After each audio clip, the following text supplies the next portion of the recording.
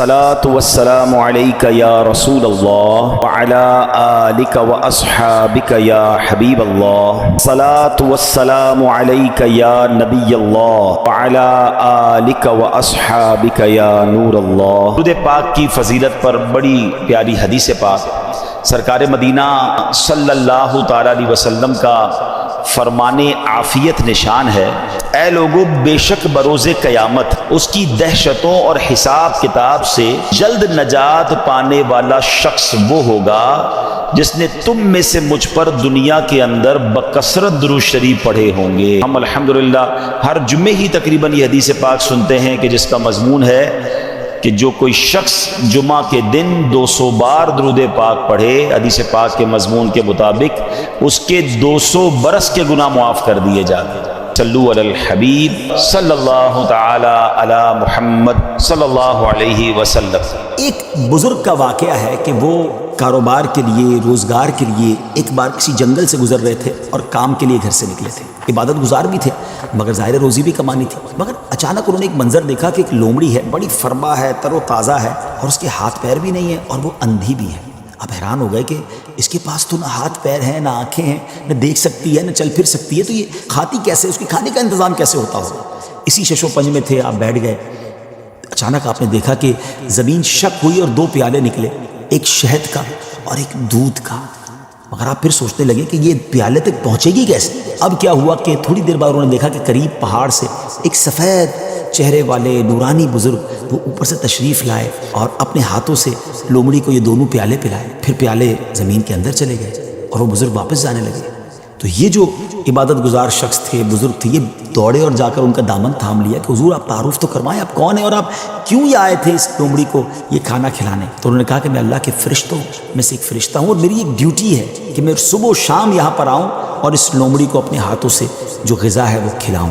ان بزرگ کی تو جس کو کہنا کہ طبیعت ہی چینج ہو گئی کہ جو رب اس لومڑی کو اس حالت میں بھی روزانہ رزق دے سکتا ہے وہ تو مجھے بھی رزق دے گا، مجھے کیا ضرورت ہے کام کاج کے لیے تکلیف اٹھانے کی۔ آپ جنگل میں چلے گئے اور اللہ کی عبادت میں مصروف ہو گئے، کئی دن عبادت کی، 7 دن ہو گئے مگر کچھ کھانے کو نہ ملا، بھوک سے برا حال ہو گیا۔ اللہ کی بارگاہ میں فریاد کی، میرے مالک مجھے بھی تو کوئی لقمہ غذا عطا فرما، اب بھوک برداشت کرنے کی طاقت نہیں ہے، یا میری روح قبض کر لے۔ اللہ کی طرف سے یہ ارشاد ہوا، یہ پیغام ملا کہ اے میرے بندے اپنے ہاتھ سے کماؤ، کسب حلال کرنا ہے، کوشش کرنی ہے، خود بھی کماؤ اور محتاجوں کو بھی کھلاؤ۔ جب اللہ کریم کی طرف سے یہ حکم ملا تو پھر بزرگ نے کیا کیا؟ پہاڑ سے اتر گئے اور پھر اب طلب معاش میں اپنے کام میں لگ گئے، کمانے لگے، آدھا خود کھاتے، آدھا محتاجوں میں تقسیم کرتے۔ اس واقعے سے سیکھنے کو یہ ملا کہ یہ دنیا عالم اسباب ہے، توکل یہ نہیں ہے کہ بندہ گھر میں بیٹھ جائے کہ بس اللہ روزی دے گا، یقیناً رب روزی دینے والا ہے، مگر اسی نے اس دنیا میں اسباب بنائے ہیں اور ہمیں اپنے ہاتھ سے کام کرنے کا بھی حکم دیا گیا ہے۔ تو کوشش کرنی ہے، ہاں کوشش کر کے جو اسباب اختیار کیے اسی کو سب کچھ نہ سمجھیں کہ چونکہ میری دکان ہے اس لیے مجھے رزق ملتا ہے، نہیں، رزق جو ہے وہ رب عز و جل عطا فرمانے والا ہے، رازق وہی ہے، بھروسہ اس پر ہو اسباب پر نہیں۔ لیکن توکل کو اس طرح نہ سمجھے کوئی کہ جناب اب کچھ کرنے کی ضرورت نہیں۔ ایک بار ایک صحابی رسول نبی پاک علیہ الصلوۃ والسلام کی بارگاہ میں آئے اور عرض کی کہ حضور میرے ساتھ اونٹ بھی ہے، کیا میں اس کو باندھ کر اللہ پر بھروسہ کروں یا ایسے ہی چھوڑ کر رب پر توکل کروں؟ تو نبی پاک علیہ الصلوۃ والسلام نے بڑا کمال کا ارشاد فرمایا کہ پہلے اس کو باندھو اور پھر رب پر بھروسہ کرو۔ تو ناظرین ایکچول تعریف توکل کی یہ ہے کہ ہمیں اسباب اختیار کرنے ہیں مگر خالق کے اسباب پر بھروسہ کرنا ہے۔ تو امید ہے کہ بہت ساری باتیں سمجھ آ گئی ہوگی، وہ رب سب کو رزق دیتا ہے، وہ ہمیں بھی دے گا۔ اللہ کی قدرت پر یقین رکھیں، اس پر بھروسہ رکھیں اور اس کی بارگاہ میں دعا کرتے رہیں۔ لوگ یہ سمجھتے ہیں نا کہ ہمارا مسئلہ ہی حل نہیں ہو سکتا، ہم آگے بڑھ ہی نہیں سکتے، ہم کیسے نکلیں گے مشکل سے۔ میں قرآن پاک کی آپ کو آیت سنانے جا رہا ہوں۔ اللہ فرماتا ہے وَمَن يَتَّقِ اللَّهَ يَجْعَلْ لَهُ مَخْرَجًا۔ خدا کی قسم یہ آیت اتنا دلاسا دیتی ہے، کمال کی آیت ہے، میرے رب نے کمال اعلان فرما دیا، فرماتا ہے وَيَرْزُقْهُ مِنْ حَيْثُ لَا يَحْتَسِبُ وَمَن يَتَوَكَّلْ عَلَى اللَّهِ فَهُوَ حَسْبُهُ۔ ترجمہ کاش آپ یہ آیت یاد کر لو، یقین کریں یہ آیت جتنی بار میں نے پڑھی ہے نا، اب آپ اس کا ترجمہ سنیے گا، جب بھی پریشانی میں ہو کس سے مدد طلب کرنی ہے یار؟ حل کرنے والا کون ہے؟ حل المشکلات کون ہے؟ قاضی الحاجات کون ہے مصیبتوں کو دور کرنے والا، روزی کے دروازے کھولنے والا کون؟ میرا رب ہے۔ ارے جس نے حل کرنا ہے وہ اعلان فرما رہا ہے، اور اس کا اعلان سنو کیا ہے، جھوم جاؤ۔ اللہ فرماتا ہے اور جو اللہ سے ڈرے اللہ اس کے لیے نجات کی راہ نکال دے گا، نکلے گی راہ۔ آپ میں بہت ساری چیزیں بیان میں نہیں کر سکتا، مگر میں نے اپنی زندگی میں ایکسپیرینس کیے ہیں۔ گھر بک گیا، گاڑیاں بک گئیں، گھر کا سونا بک گیا، بندہ روڈ پر آ گیا، وہ سوچ بھی نہیں سکتا تھا کہ میں پھر کھڑا ہو جاؤں گا۔ اللہ سے لا لگائے رکھی، اللہ نے پھر کھڑا کر دیا، پھر پہلے سے زیادہ عطا کیا۔ اس کی عقل دیکھیں نا، میری اور آپ کی عقل محدود ہے، اس کی عقل کام ہی نہیں کر رہی آج بھی، کہ میں تو سب کچھ لٹا بیٹھا تھا، آج پھر کیسے سب آ گیا؟ کیوں؟ اب اگلی آیت کا جز پڑھیے، اور اسے وہاں سے روزی دے گا جہاں اس کا گمان نہ ہو۔ آپ کی امیجنیشن نہیں ہوگی، اللہ ادھر سے دے گا، گمان بھی نہیں ہوگا۔ اور اللہ فرماتا ہے جو اللہ پر بھروسہ کرے تو وہ اسے کافی ہے۔ اللہ کافی ہے، بھروسہ کرو اس پر۔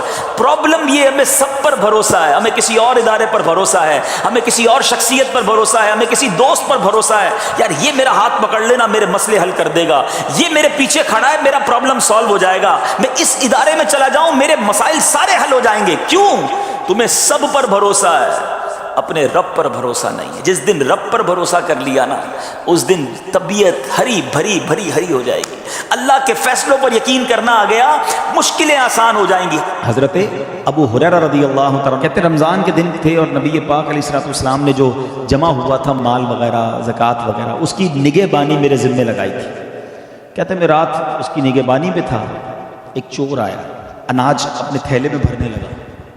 کہتے میں نے دیکھ لیا، میں نے اسے پکڑ لیا، کیا کر رہے ہو؟ مسلمانوں کے مال سے مال چلا رہے ہو؟ کہتا حضور معاف کر دیں، بہت غریب ہوں، چھوٹے چھوٹے بچے ہیں، معافی دے دیں، آئندہ نہیں کروں گا، بس چھوڑ دیں مجھے۔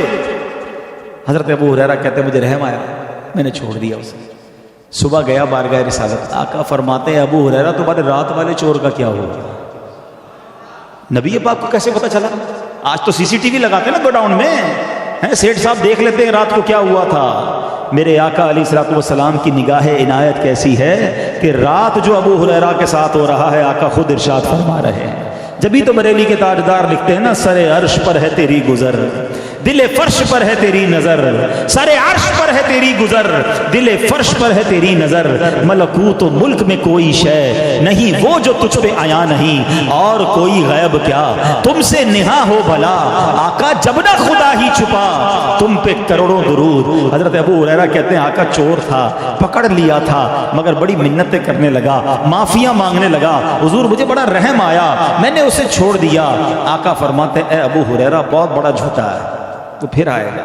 میں بخاری کی حدیث سنا رہا ہوں، جو ہو چکا ہے جو ہوگا حضور جانتے ہیں۔ آقا فرما رہے ابو ہریرہ وہ پھر آئے گا۔ کہتے میں تو پہلے سے ریڈی ہو گیا، اب آنا ہی آنا ہے چور نے۔ آقا نے فرمایا اب تو آنا ہی ہے۔ چور آیا، کہتے میں نے پھر پکڑ لیا، تو تمہیں منع کیا تھا ایسا مت کرنا، کل تم معافی بھی مانگ کے گئے، پھر آ گئے۔ کہتے بس اب معاف کر دیں، اب نہیں کروں گا، اللہ کے واسطے معاف کرتے ہیں، بچے چھوٹے چھوٹے ہیں اس لیے میں آ گیا۔ کہتے پھر مجھے رحم آیا، میں نے چھوڑ دیا۔ صبح دربار رسالت میں حاضر ہوا، آقا علیہ الصلوۃ والسلام نے خود پوچھا اے ابو ہریرہ تمہارے رات والے چور کا کیا ہوا؟ کہتے حضور وہ آیا تو تھا، میں نے جو ہے وہ اسے معاف کر دیا، غریب تھا، رونے لگ گیا تھا۔ آقا علیہ الصلوۃ والسلام فرماتے اے ابو ہریرہ وہ جھوٹا ہے، وہ پھر آئے گا۔ آئے ہائے، سیدنا ابو ہریرہ کہتے اب تو میں نے ٹھان لی، اب اس نے آنا ہے، اب میں نے نہیں چھوڑنا۔ پھر آیا، میں نے پھر پکڑ لیا۔ عجیب آدمی ہو، 2 دن سے تمہیں چھوڑ رہا ہوں، معافیاں مانگتے ہو، توبہ کرتے ہو، پھر آ جاتے ہو، اب تمہیں نہیں چھوڑوں گا، نبی پاک کی بارگاہ میں لے جاؤں گا۔ کہتا سے اے ابو ہریرہ آج چھوڑ دو، ایک پتے کی بات بتا کے جاؤں گا۔ آپ نے پوچھا بتاؤ کیا ہے؟ تو وہ کہنے لگا جب بستر پر سونے جانے لگو نا تو آیت الکرسی پڑھ لیا کرو، اس کی وجہ سے صبح تک اللہ کی طرف سے تم پر ایک نگران مقرر رہے گا اور شیطان تمہارے قریب بھی نہیں بھٹکنے پائے گا۔ سیدنا ابو ہریرہ کہتے بات اچھی بتائی، میں نے چھوڑ دیا۔ نبی پاک کی بارگاہ میں تیسرے دن حاضر ہوا، آقا علیہ السلام فرماتے اے ابو ہریرہ تمہارے رات والے چور کا کیا ہوا؟ کہا حضور پکڑ لیا تھا، اس نے ایک بات سکھائی، پھر میں نے چھوڑ دیا۔ اب پتہ نبی پاک نے کیا فرمایا؟ حدیث کا خلاصہ ہے کہ ابو ہریرہ ہے تو یہ بڑا جھوٹا، لیکن جو بات اس نے کہی ہے نا، بات اس نے صحیح بتائی ہے۔